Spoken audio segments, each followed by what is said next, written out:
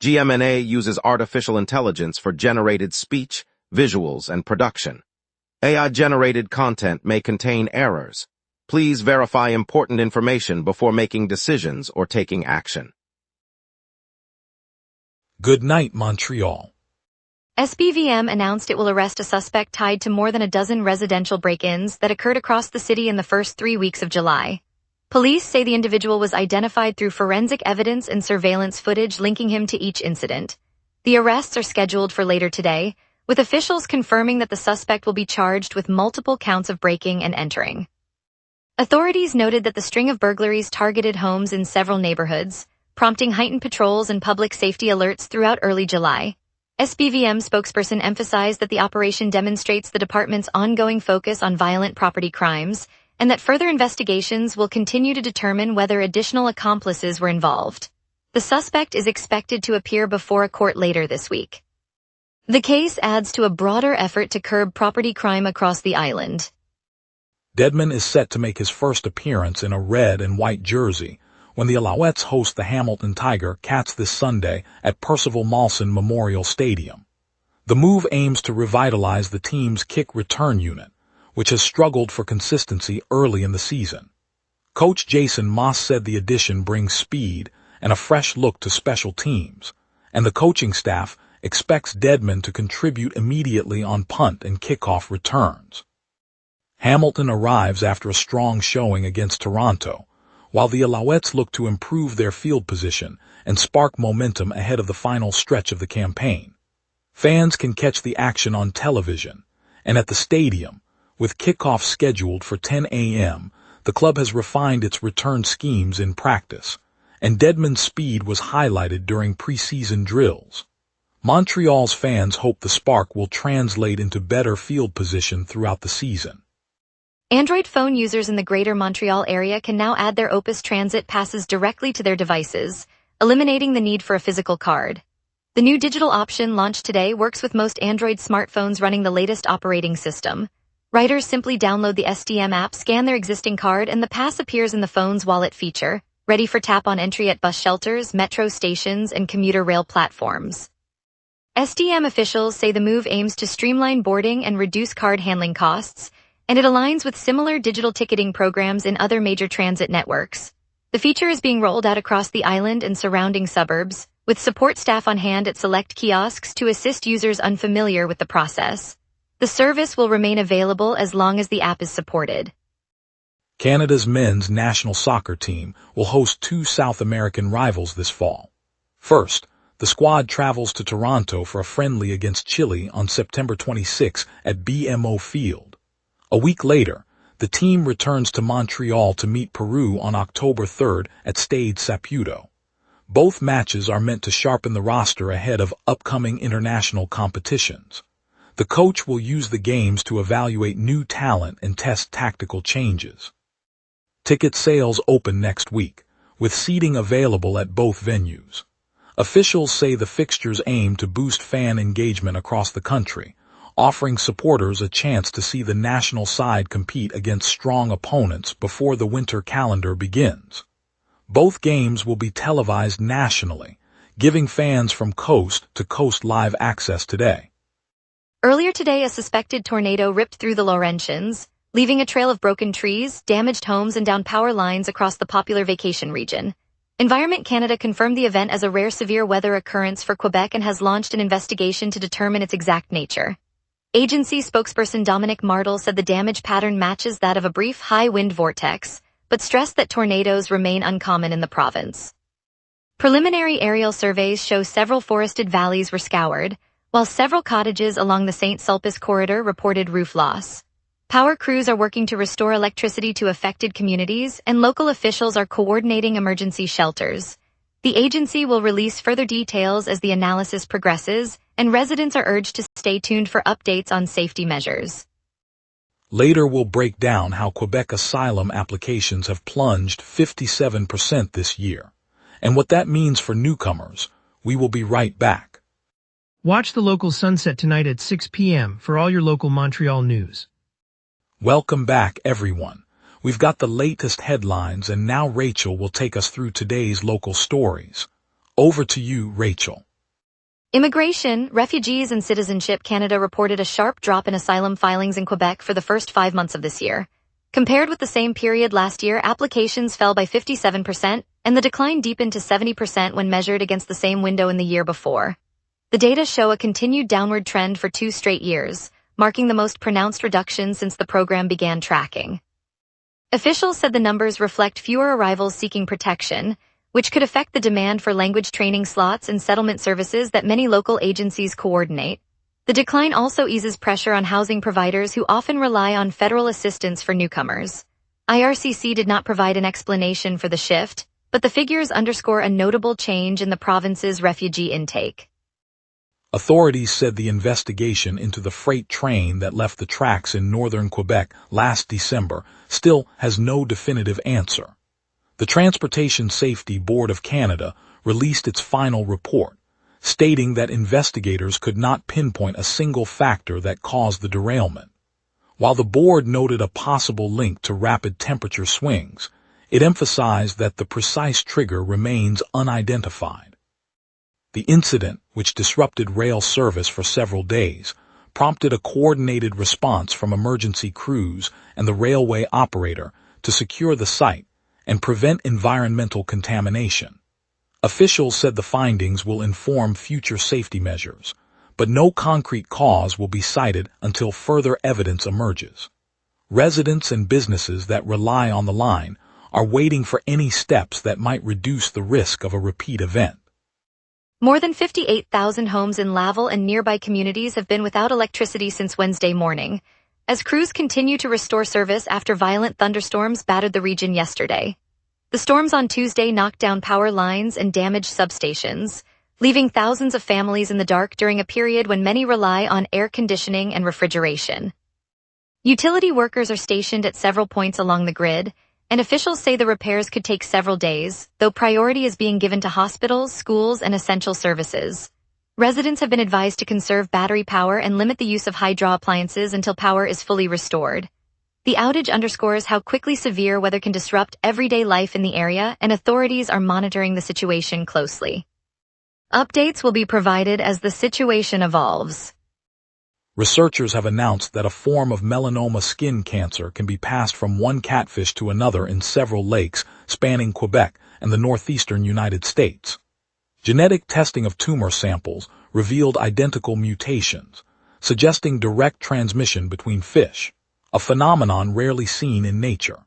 The discovery raises concerns for anglers and those who harvest catfish for consumption, as the disease could affect fish health and potentially impact local fisheries. Scientists stress that the findings are limited to wild populations and do not imply an immediate risk to humans, but they plan further monitoring to understand how the cancer spreads in aquatic environments.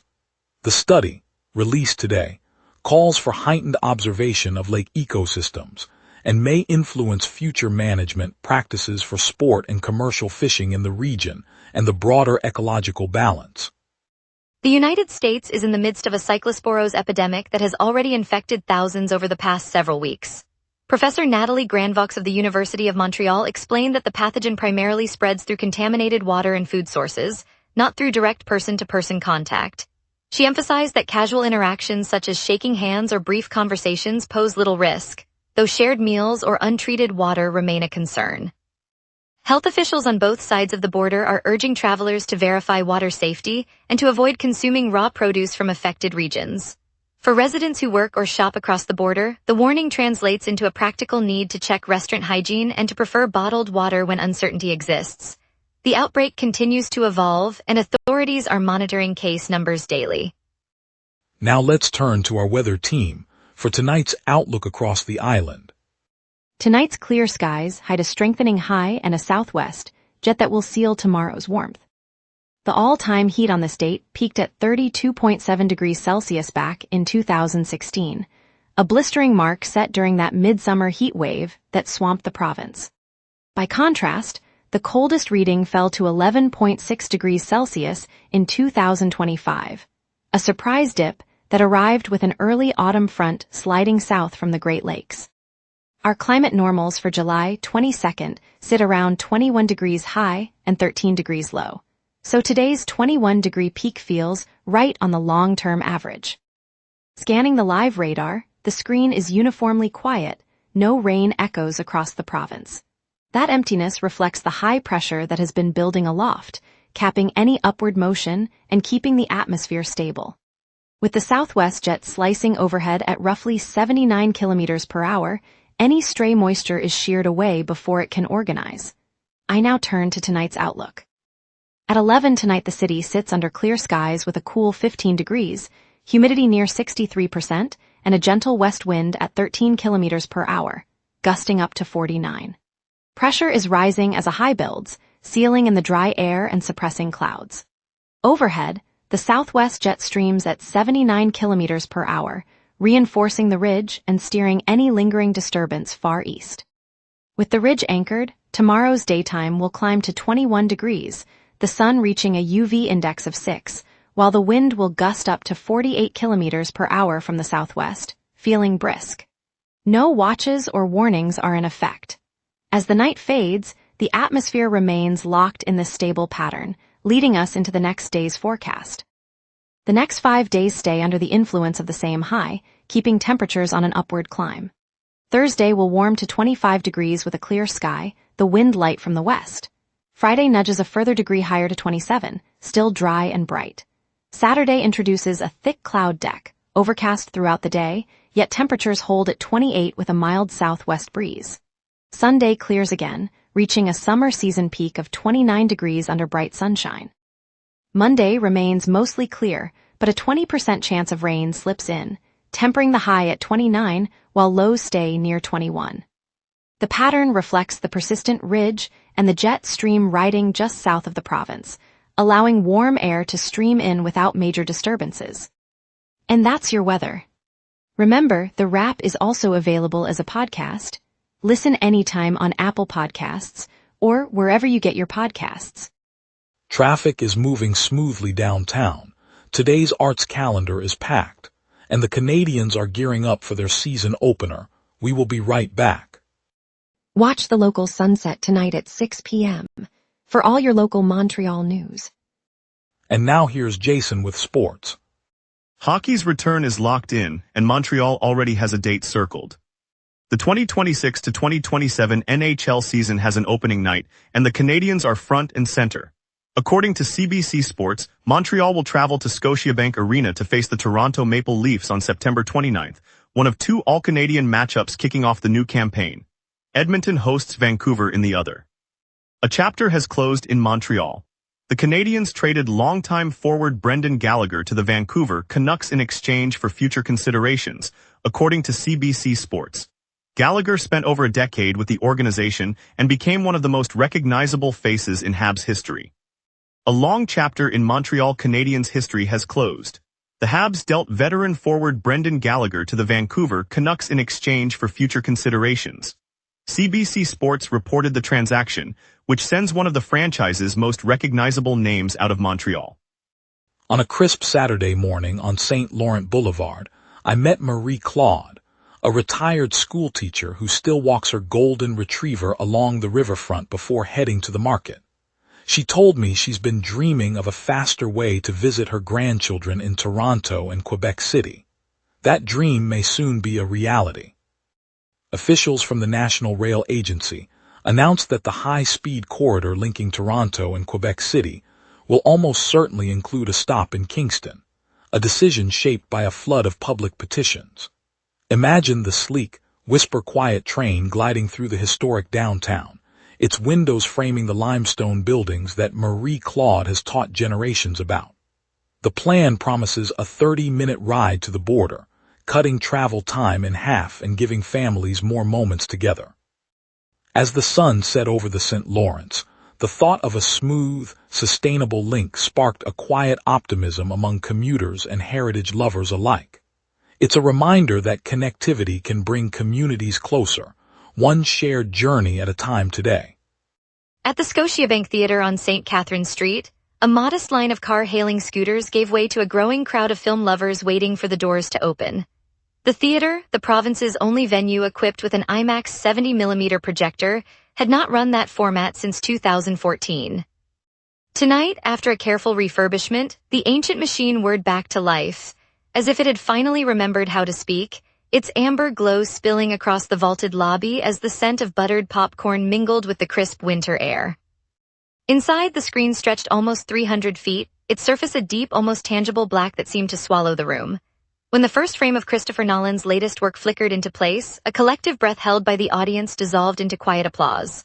Families, retirees, university students all leaned forward, eyes tracking the unprecedented clarity of every grain of film, a reminder that cinema can still feel like an event rather than a background. The night proved that a single restored projector can rekindle a city's shared wonder. It's a reminder that community thrives when we gather for something larger than ourselves. Thanks, Montreal, for joining us on the wrap.